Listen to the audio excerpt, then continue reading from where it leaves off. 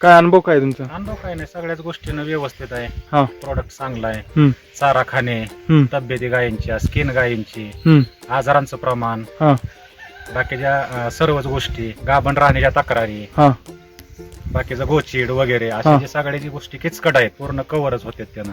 पहिल्या काय समस्या येत होत्या?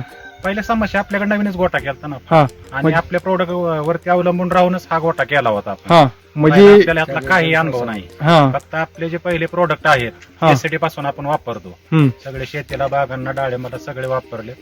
त्याच्या फोकस वरती आपण थोडस डिपेंड करून विश्वासावरती तुमच्या कंपनीच्या हे मिल्क चार्जर लॉन्च झालं, त्यानंतर आपल्या थोडस डोक्यात आलं, तेव्हापासून आपण रेग्युलर ते वापरतोय. शेणखताचा ढीग इकडे पडलेले आहेत, पूर्ण असं कंपोस्टिंग झाल्यासारखं शेणखत. आणि पहिले जे मशरूम उगवायचे आपल्या खतामध्ये, बरोबर, पहिले पूर्वीच्या शेणखतात, बरोबर, जुन्या, म्हणजे आम्ही लहान असताना ते बघायचो असं उकरड्यावरती लोकांच्या, तर तसे मशरूम आपल्या स्वतःच्या उकरड्यात असे हे झालेले होते. बरोबर बरोबर.